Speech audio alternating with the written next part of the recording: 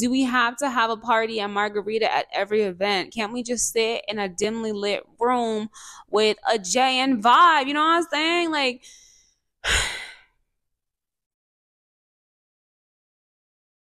People ask me what I do, and I say, I live.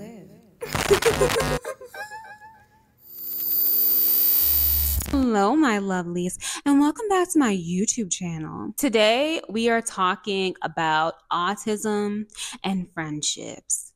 Ooh, child. When I tell you, I was like, I'm not going to make this video. I'm not going to make it. And we finally made it. We finally here. Oh my goodness. But yes, before we go ahead and get into it, please remember to subscribe to this channel. Go check out my Patreon if you want to support this page. Go check out my TikTok, my Instagram, and my new Daturajonez website. But yes, let's go ahead and get into it. Today, we are talking about my experiences with autism. Obviously, you read the title, but we're also just talking about why friendships for you might be difficult as well if you have autism, and kind of just finding some relatability amongst something that can be very difficult, which is isolation, autism, and friendships. But yes, let's go ahead and talk about it. Okay, so one thing to note and to keep in mind throughout this entire video is that every single last person with autism, regardless of anything, is different. Why? Because we are all our own unique individual person. But social deficits, especially communication, like I talked about in my last video, are very common with autism. And what do you usually or always need to do to make a friend? Communicate. So you can see the connection here, right? And there's so many stereotypes that people hold about people with autism. Like, a lot of people like to say that we lack empathy. And it's like, no. I'm pretty sure that's true for some people, but there are a lot of autistics who also have hyper empathy. This is why I always encourage people, if they can, to share their story and their experiences with autism, because it helps to break down harmful stigma, like assuming that we all are anything. But yeah, there's a lot of stigma associated with autism. And even if you don't tell people, they can still pick up on if something is off or different about you and use that against you or use it to ostracize you. So something that I often hear from other autistics, and something that research has proven and that I experience myself, is that friendships or really any type of human interaction can be so draining. Autistics take in way more information from our environment. And so that, combined with having to keep up a communication with someone, a conversation with someone, on top of masking, because I'll speak for myself. I feel like I've only had maybe one or two friendships where I didn't feel the need to mask. And that was very freeing. But I feel like in a lot of our connections with people, we are masking because we have learned to hide our autistic traits because it can be harmful or embarrassing, or there's shame surrounded by it. So I know for me, to fully be paying attention to somebody is going to require all of my spoons, aka is going to require all of my energy. Unless I'm with the person and we're like body doubling or just hanging out in the same room. Like, I know in college it was easy because you're usually studying or whatever, then that's easier. But to sit there and give my all to a conversation, especially if we're in an environment with other people, there's a lot of noise, there's a lot of things going on, or I just got done with a busy day, like, those are all things that are going to drain me. And in some cases, depending on how draining the conversation or the activity is, I will need to sleep it off for a couple days. I know alcoholism can be a problem with autistics. And when I used to drink, I don't drink anymore because I do have an alcohol problem. I stopped drinking July 2022. almost 2-year anniversary. Oh my gosh. When I was drinking, I noticed that the alcohol completely dulled down or dulled out my environment and just made everything so much easier to digest. That became a problem, as you can imagine, because then I relied on alcohol for social interaction. And now, as someone who doesn't drink, it's hard. I stopped drinking when I was about to turn 27. So, like, as you can imagine, having, started drinking when I was like 14, 15 to socialize and then having to stop at 27. Oh my gosh. It was a lot. So, autism in my childhood, looking back on it, so I have this very vivid memory on 9/11. Yes, the 9/11. All right. I was in first grade and I'll never forget, I was playing with blocks. I was making a tower. Oh my goodness. Right when they were announcing what was happening on the news and that we couldn't leave the school, yada, yada, yada. And this little girl, Abigail, okay, I'll use her legal name. She came over and, she was just being a kid. She was like, hey, can I play with you? And I liked playing by myself. I've always liked doing things by myself, especially when I was younger. I didn't see the need for recess. I didn't see the need for socializing. I said no. I told her no. And she used that against me the whole entire year, had everybody bully me, turn against me. It was very awful. Like, she turned the whole first grade class against me to the point where we had to have conversations with the teachers. I remember that terrified me. That terrified me. And I went into second grade. And that's when I started to put two and two together, that if I wanted to survive at my school, also some context clues. I went to a predominantly white school in an all white area, and I was the only Black kid in the school up until third grade. Third? Was it third or fifth? I can't. It was not. It had to be third or fifth. I honestly do not remember, but I was the only Black kid for a while. And I remember realizing, like, hey, if you want to survive all of this, you're going to have to make friends. And I'll never forget, that's when I that's when I made my second grade boyfriend. Oh my gosh.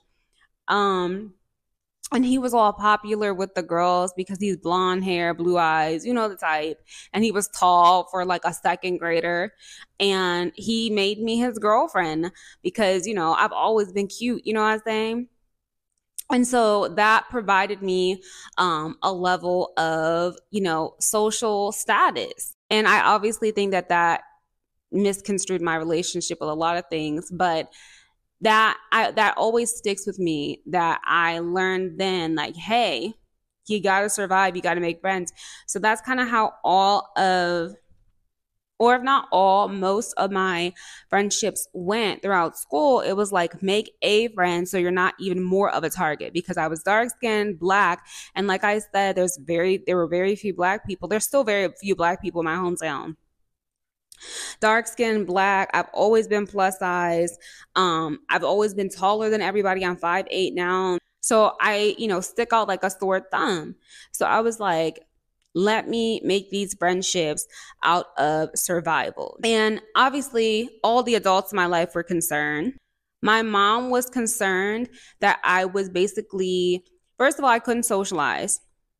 I was being ostracized. And her being autistic, and she never got diagnosed, she passed not being diagnosed.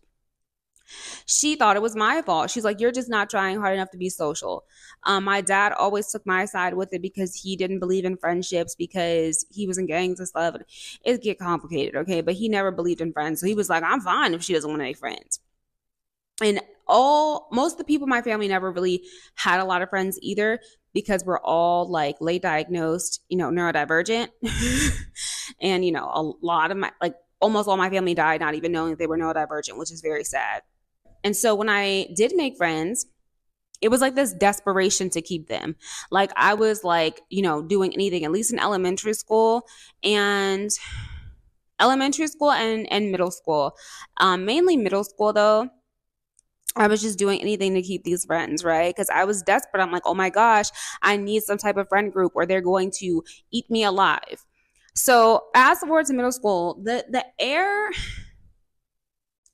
It's like the air shifted when I started middle school because I was actually like in fifth grade, I think I was actually like considered popular. It was the people who I was hanging around with or whatever. It's like fifth grade was cool, fourth grade was cool, third grade was fine too. It was really first grade. But then fast forward to middle school, that's when that social hierarchy is there. And I feel like for me as an autistic, I could sense something was in the air, but I didn't really get it. Like, first of all, you're in a giant new place. Okay. Middle schools are usually way bigger than an elementary school. The stakes are higher, academically, unless unless you have that whole no kid pass behind stuff and they're just passing kids along. But when I was growing up, they would fail you. Okay. So you have the stakes that are higher there. The teachers care less about you because they view you as older. You don't have that like cute factor anymore. And there's a lot of sensory overload. Like I'll never forget those hallways because like in elementary school, you walk in a single file line. In middle school, there's none of that. You're just all walking around and you look at the eighth graders or whatever and you're like, oh my goodness, they're so big. And so I didn't have any friends in sixth grade. Like I remember this clear as day. I didn't have any friends in sixth grade. I can still feel that like it's not even social anxiety. I can still feel that masking in my body and how painful that was. Also, hormones started to kick in and I started getting the PCOS symptoms. It was a whole thing and I was still overweight. I still didn't know how to really dress myself. I was still awkward. You know what I'm saying? Disheveled, awkward, yada, yada, yada. And something else to note is jumping from friend group to friend group is exhausting. You're essentially putting all these different masks on, right? And in some of us autistics, we have multiple different friend groups at one time. That was the case for me in college and post grad, where I was always switching between different masks. But changing different friend groups, growing up, like changing different friend groups sometimes 3 times a year, that's dysregulating. And it was so concerning to all the adults except for my dad around me. Also, I feel like autistics, like we like to make very deep connections with people really fast. Like we like to dive in really deep. And, obviously that's not the case for all of us, but that differs a lot from holistic communication because it's like, I just met you. Why are we diving all in? And that's a very valid, complaint. At least for me, I feel like I love deep connection that allows me to see who you are, your morals, and morals are so important to me in friendship. Like it's important to me in every connection. Like if your morals are not aligned with mine and just basic humanity, like I can't be friends with you. So people get really thrown off and turned off by me wanting to just dive in so deep so fast. I'm the type of person I can get a deep convo out of most people because I'm non-judgmental.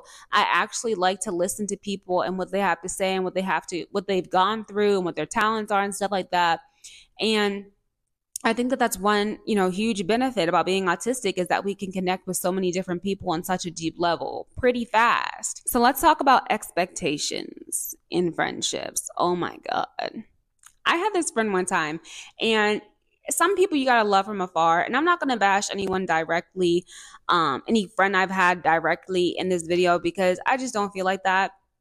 But she's a lovely person. She just also has a lot of neurodivergent problems, and I'll never forget that one day she was like, I just want you to know I can't give anything in this friendship whatsoever. Like I'm burnt out. I can't give you anything. And I was just like, well, what do you mean? And then now I get it. I think she had reached a level of burnout that I hadn't reached yet. Like I was still going to school, had my internship, and later on, went and tried to do a job and see how that worked out. But I was like, well, friendships are all about, equal give and take somewhat, at least somewhat of an equal give and take. And I get it now. It's like expectations and friendships can be so draining, especially when you're already drained with all the other things you have to deal with, especially when you're an adult. I feel like I get the most burnt out in friendships when it comes to social expectations of like going to certain events, meeting their friends, meeting their family. Like That's the stuff that really, really burns me out. I was about to say, like, oh, yeah, I can be there for you when you're going through stuff. And then I think about how often I go through stuff. I feel like on a good day now, I feel like I have 2 spoons to my name, meaning that's all the energy I really have. And I just like carefully use those 2 spoons. I feel like years ago, like when I first entered burnout, I feel like it was, 1 spoon. Social interactions and especially having to mask because there are a lot of friendships that I've been in where I've never taken my mask off. And that's always so fascinating when you realize that you form these connections, but they don't even know who you really are. And feeling so much guilt and shame, especially when you have a messed up nervous system, like that takes such a toll on you. Like the guilt of not texting back fast enough. Like I have this friend I'm texting right now, a newer friend, and I love them dearly. Okay, love is a big word, I guess. I don't want them to be creeped out, but I really care about them. And I am so busy lately with making this page, which I'm happy to make this page and give you all this information. And it's a lot of work. But I'm so drained from this and just, getting other stuff in my life together that I feel so much guilt that I didn't text back. And so then I won't. And then it becomes like this cycle. And that's how you can lose friends as well. I noticed growing up, at least when I got into like high school, my friends became a lot of guys, a lot of queer men, well, queer-ish men specifically. And I've always noticed that I've gotten along with guys better. In college, one of my closest friends who I spent a lot of time with, too much time with, he was a guy. And, women relationships, and I was thinking this morning, I'm like, I want to rewatch Mean Girls now that I know I'm autistic and understand autism better. I want to watch it and do a reaction.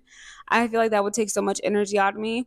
But like it really explains how girls and women work in the social interactions. And I'm just now getting that at 28 fucking years old. Like I thought Mean Girls was just like 3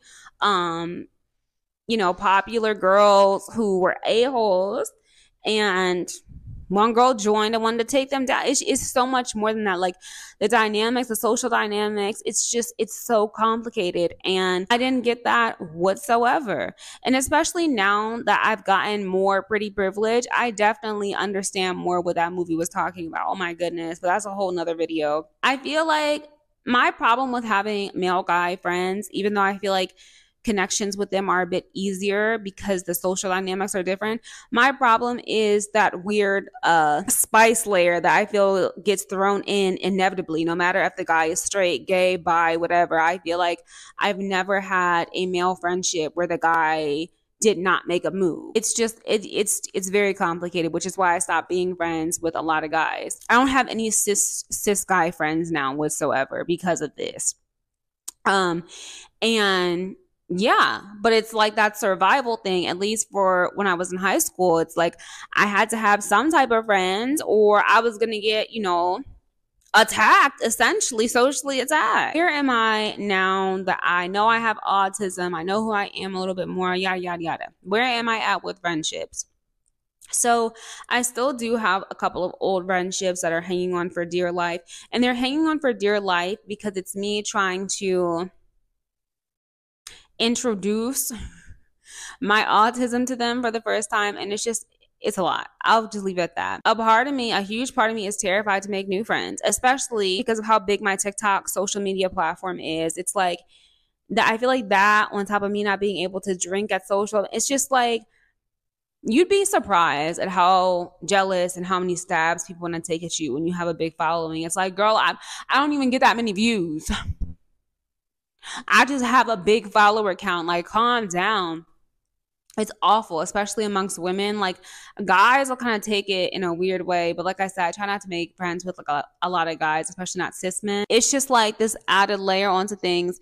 And a lot of cis straight women, I identify as cis and bi, but a lot of cis straight women, like, once they get their partner, and I'm nearing that age where everyone has a partner, like they're gone. You're not seeing them no more. You might see them at a wedding, okay, at their wedding, or somebody's birthday party, maybe with their partner, like, but you're really not seeing them. And then for me, I feel like the queer community as a whole, like, well, I feel like we just have so much. Okay, I don't have all this energy. I feel like the queer community has so many events and so much socializing, and I love to see it. But as an autistic, I'm like, do we have to have a party and margarita at every event? Can't we just sit in a dimly lit room with a JN vibe? You know what I'm saying? Like,